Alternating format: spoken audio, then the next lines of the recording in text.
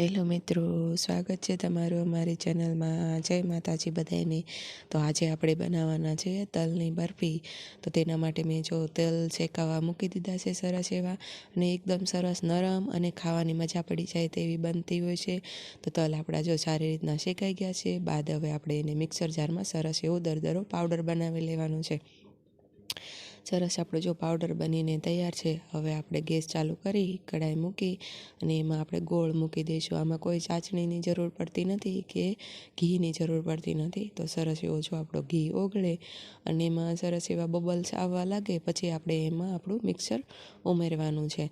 અને એમાં કોઈ ચાસણી પણ લેવાની જરૂર નથી, એટલે જો કોઈ પહેલી વાર બનાવતા હોય તો પણ સરસ એવું બને છે।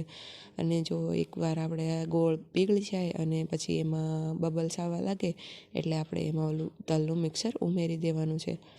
તમે જુઓ સરસ એવા ગોળમાં બબલ્સ આવવા લાગ્યા છે, તો હવે આપણે તલનું મિક્સર ઉમેરી દઈશું અને સરસ એવું મિક્સ કરી લઈશું। જો સરસ એવું ગોળ સાથે આપણે મિક્સ કરી લીધું છે,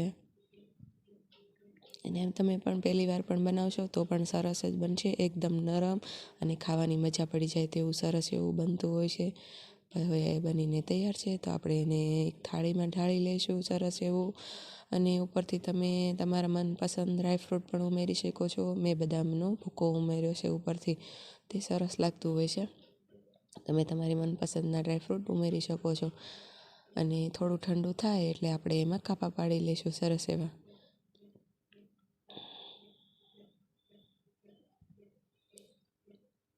તો બનીને તૈયાર છે। હવે થોડું ઠંડુ થઈ ગયું છે, તો આપણે હવે એમાં ચાકુની મદદથી કટ કરી લઈશું સરસ એવું। જો સરસ બનીને આપણું તૈયાર છે તલની બરફી, અને હું તમને બતાવું સરસ એવું નરમ બન્યું છે એકદમ, જોતાં જ મોઢામાં પાણી આવી જાય એવું સરસ એકદમ નરમ બને છે। જો તમે જુઓ સરસ।